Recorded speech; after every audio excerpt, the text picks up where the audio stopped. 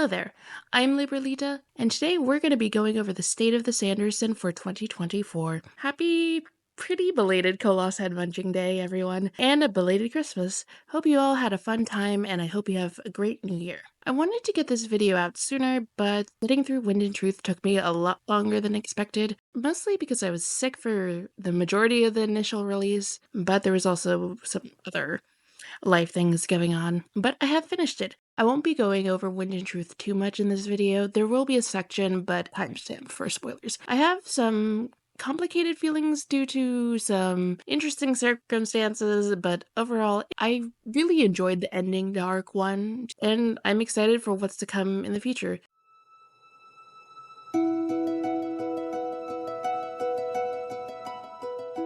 We start off with Brandon recapping what he did in 2024, January through June with Stormlight 5 revisions, which took a lot out of him, and I totally get it because of how much Wind and Truth took out of me by just reading the thing. I can't imagine actually writing it. June 5th through June 19th, he wrote an Emperor's Soul screenplay. We'll talk a lot more about adaptations, but this is pretty exciting news. In the past, Brandon has said that he has dreams of having an indie movie budget for the Emperor's Soul movie, and he wants full control over the script. If his involvement leads to successful cosmere adaptations, then he'll be more than likely to get that. But for right now, the screenplay hasn't gone anywhere. But I am happy to hear that Brandon is continuing to hone this skill. Plus, to me, all adaptation news is exciting. In July, he did Isles of the Emberdark revisions, which is slated to release next year for those who back the Words of Radiance Kickstarter and early 2026 for the general public. August to September was mostly focused on Moment Zero, which is the non-Cosmere novella that will be the selling point for next year's non-Cosmere short story collection, and the focus of next is 2025. Brandon probably recognizes that the majority of his fans aren't particularly chomping at the bits to get this, so it's good that we have something like Emberdark to look forward to. From October to November, Brandon worked on the White Sand prose. This is something that I've been really interested in since The Lost Meadow and the implications with Trell and how they'll play into the Elantris sequels.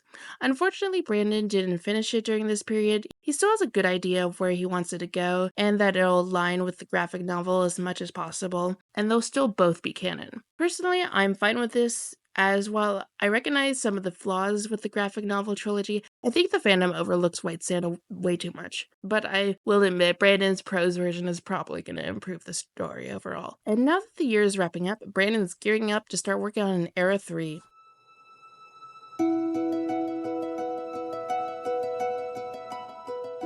Wind and Truth has been released, which means Stormlight is moving to the back burner for about a decade. But don't fret, Stormlight fans, because while Brandon is taking a break, we'll still get the Horny Eater novella in about 18 months. The story will be about Rock, obviously, and take place during Rhythm of War. And like I said, Brandon is shifting his focus to Era 3. This will be the mainline project for the next 5 years or so.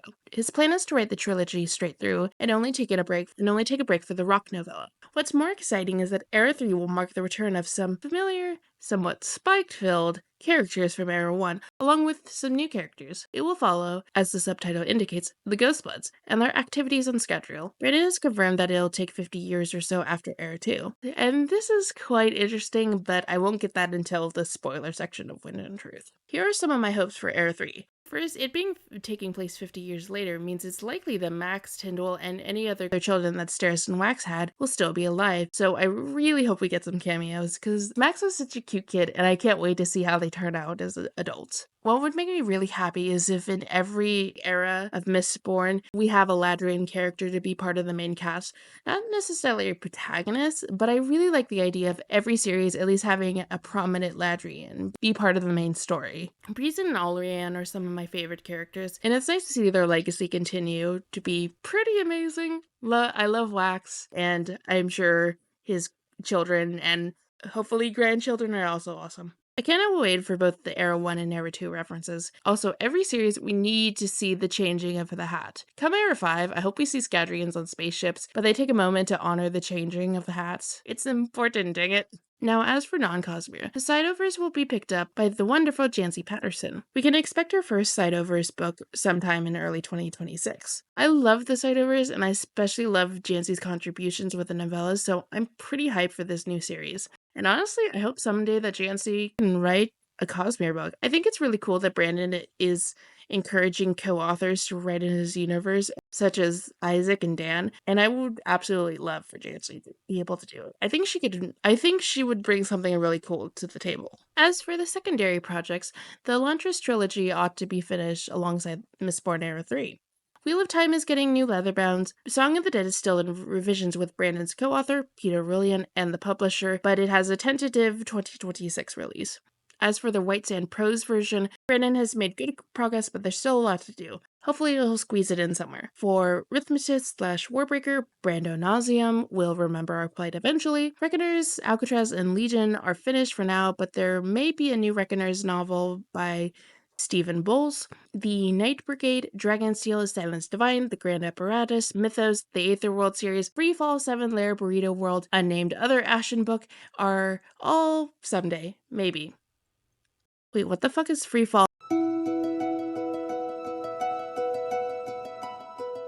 You hear that? It's the sound of our wallets crying tears of joy because there's no crowdfunding campaign next year. Dragonsteel eventually wants to do yearly campaigns, but they want to avoid starting new ones when there's still fulfillment that needs to be done.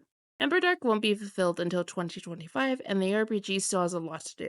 Since the year of Sanderson Kickstarter, Brandon has been pitched a lot of projects. He's been fighting off scammers, but also a great number of projects that do have good intentions, which are nice, but I don't think he wants to burn us out. Or our wallets. Brandon also feels that Dragonsteel and Brother Rice can basically do everything they'd want by themselves. He's not completely discounting the possibility, but he's pretty content with sticking to themselves for now. But in really cool news, we got our announcement that the Hoyd Storybook Collection crowdfunding campaign is in 2026. And I am so excited for this. I think it's a really cool idea. And as someone who someday wants to have children, it'd be really cool to have these children's books and someday read them to my children. As for the Words of Radiance campaign, Kara says that they have completed the 650 tiers and are 18.70% the way through shipping the 325 tiers, which is mine, and I'm still waiting, but it's understandable because these boxes have a lot of customization compared to the pretty uniform Year of Sanderson boxes. Emberdark is going to be shipped early fall next year. As for the Cosmere RPG, Johnny O'Neill talks about how it was the beginning of a new era for the Cosmere tabletop games. The RPG became the #1 game on Kickstarter of all time and was the third most funded project on the platform. Of course, not beating the Year of Sanderson, because honestly, it's going to be a pretty long time before someone can beat that. The Cosmere RPG team is currently wrapping up on the Stormlight sourcebook, and the handbooks are off to the printers. Everything is on track for September 2025. They're currently transitioning to the Mistborn side of things. And now for the topic that I'm always super interested in, Hollywood.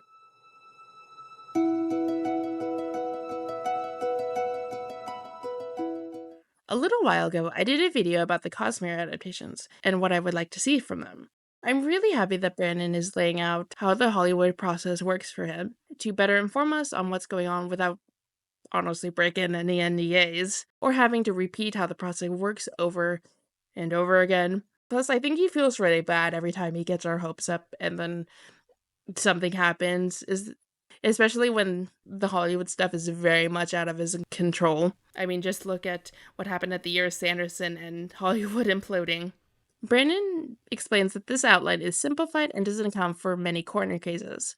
This is also from his perspective as a rights holder rather than a screenwriter, producer, or director. I'm going to summarize the process because it's genuinely very interesting to me, but I would highly recommend checking out this post because it's really informative and something that we should probably keep in mind as a fan base. He breaks the process into 3 phases. Phase 1 has 3 steps. First is the pitch, which is basically going to Hollywood with a property and a pitch. The second step is interest, where someone, usually a production company, in Hollywood comes to the rights holder and wants to explore getting the rights. Third is option, which is often when the public gets the announcement that the studio has picked up the property. Think back to 2016 when it was announced that the DMG was tied to the Cosmere adaptations. Phase 2 is the development, and Brandon notes that the steps are listed in typical order, but it's not set in stone. Step 4 is when the script is commissioned for a film. In TV, this is where a showrunner is brought on who is part screenwriter, part manager of a group of screenwriters. The hunt for a right screenwriter and writing the first draft can take a very long time. In Brandon's experience, this is one of the big moments where development dies. A script will come in, and either it is not liked by the production company or author, or the revisions go nowhere, or something else goes wrong. Step 5 is attachment. Once the script is done, the producers will try to get some kind of big names attached. A lead star or two, an interested director with enough of a name to get people at studios/streamers to pay attention. A project at this point can pick up much larger names who are producers. Step 6 is studio signs on. And this is where you get the funding for the project, which leads in step 7 of studio development, where if the project is lucky, they'll land a production deal and the studio will begin to provide funding and a green light. Phase 3 is production, and you might think that's all to it, but there's still hurdles. Step 8 is getting final approvals from the top. The studio heads will watch the pilot for TV or review the script with the people attached to the film. Brandon's properties have never gone past this stage, unless you count Wheel of Time. He's gotten very close, but nothing has been able to overcome this last hurdle. Finally, step 9 is the green light, which is basically a go.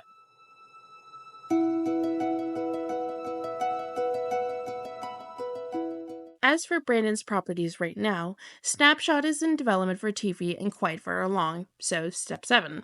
Skyward has been optioned for TV and is looking for a showrunner, step 4. As for Tress of the Emerald Sea, after going and doing pitches all year, they are in the later stage of an animated TV show, with maybe an offer of an option coming soon, so step 2. We were teased about this in last year's State of the Sanderson, and this isn't surprising to me. After the massive success of Netflix's One Piece, I think wacky pirate adventures are looking to be very appealing to Hollywood at this moment. Though, to be honest, I have some reservations about this news. While I think Tress is a good starting point for readers, it feels a bit too much like Tress is being divorced from the rest of the cosmere. I do really think that Tress can work as a standalone story, but I like what it adds to the cosmere, and it feels like it's being sanctioned off. It kind of reminds me of the Netflix Marvel shows and how much they just really didn't matter to the larger MCU. I also don't really think it's a very good place to start a cinematic universe, but who knows if it's actually going to be used that way. Brandon seems to be wanting to try and get a film made that isn't part of the cosmere, but will prove that his stories can be successful, and that might be what this is. Though that's just speculation, and we'll see what comes of it, if anything at all. Like Brandon says, like this could all just die. Like it's really not a guarantee. Now on to Mistborn and what happened with the movie news coming soon stuff. Like I said before, I recently discussed Cosmere adaptations, and we touched on what we thought was going on with this Cosmere movie news rumors about 2 years ago. The way Brandon tells it, it got close to the step 6/7 as a live action film, but now has been set back to step 0. It went all the way to being pitched to studios, and it got offers of development deals from the studios, but no production deals. And the partners Brandon had did not want to go back to the script after all the work they did. The studio didn't want to do it the way the production did, and it died at the end of step 6. If it had gone as they wanted, they would have skipped step 7 and 8 entirely, as the production deal would have included a green light. He also mentions that this does mean that there were stars attached, even with big names, but no Henry Cavill, which I would love Henry Cavill to be part of the Mistborn movies, but I think his heart is way more in Stormlight. So I wouldn't be surprised, honestly, if Brandon made like a literal Bridge 4 character for him to play in the Stormlight show. If I was Brandon, I'd be totally down to create a character for Henry Cavill to play. Like, why the hell not? He's Henry Cavill. You know what's the benefit of being ridiculous late on something? You might get updates.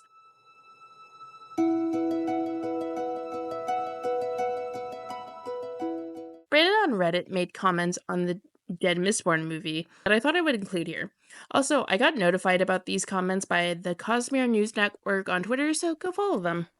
The comment starts, I can tell you that it would be much easier to get a Mistborn television show off the ground than a film. But here's my problem. What television properties, especially on premium cable, have made lasting impacts on popular culture? Take a popular and well-made show like Shadow and Bone and compare it to an okay film series like, say, The Maze Runner. Do a Google Trends search on that right now if you want.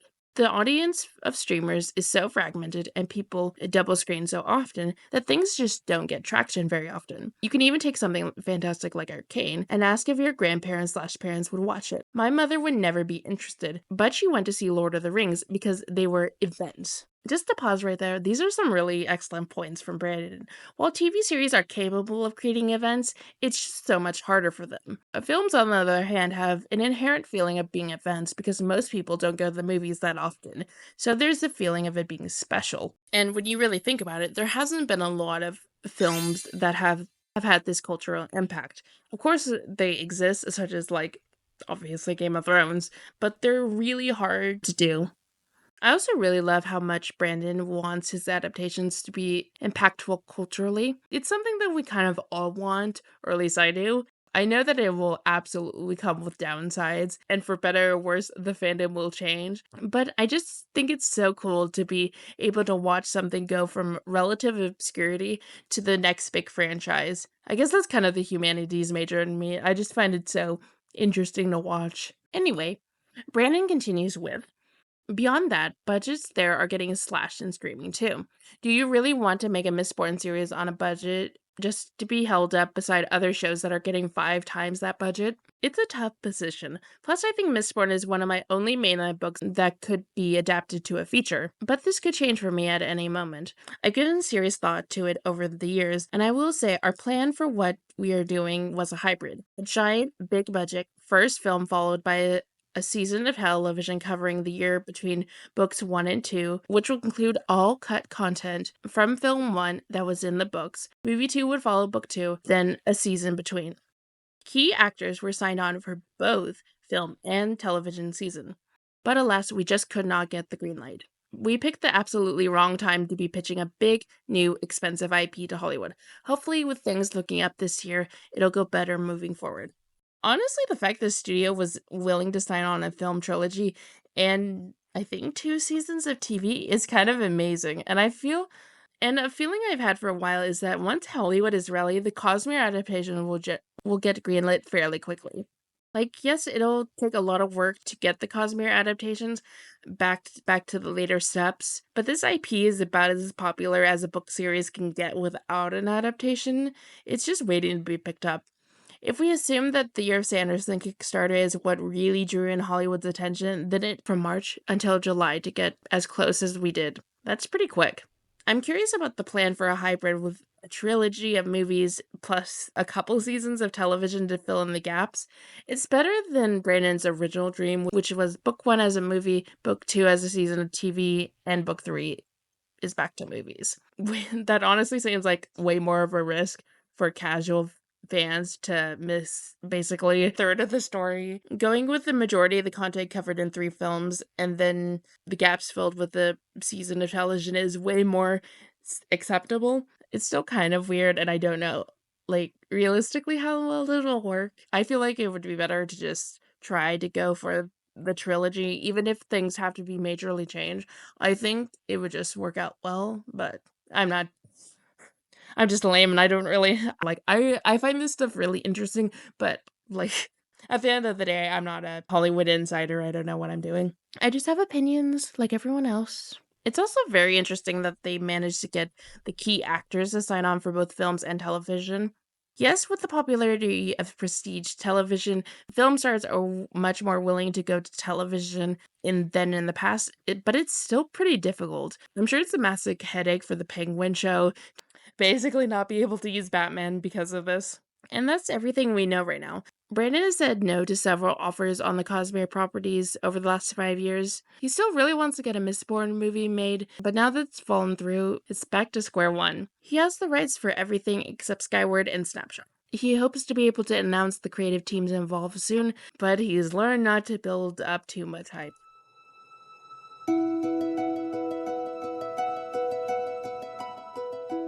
And finally, let's go over the release schedule for the next 7 years. Fall 2025 is the Ember Dark backer release, and early 2026 for the core release. December 2025 is Tailored Realities with Moment Zero. Spring/summer 2026 is Skyward Legacy 1. December 2026 is Arc 1 or Isaac's Cosmere novel, and sometime in 2027 is either the Dark One or Isaac's Cosmere novel. December 2028 is Ghostbuds 1, Summer 29 is Elantris 2, December 29 is Ghostbuds 2, Summer 30 is Elantris 3, then December 30 is the final Ghostbloods book, and December 31 is Stormlight 6. Things can absolutely change, but I really hope the Ghostblood, Elantris, and Stormlight release schedule is close to what happens. 2028 to 2031 is going to be honestly crazy. Plus, you never know when Brandon's going to secretly write another novel, or 2, or 10. Now, with the announcement in this update that Era 3 takes place 50 years later after Era 2, that gives us some very interesting information about the general timeline. This is where I'm going to be going into pretty large spoilers for Wind of Truth, so skip to the next part if you haven't finished it. Okay, so after Wind of Truth, it has suddenly made a lot more sense why Brandon has been so dodgy about the timeline for all these years.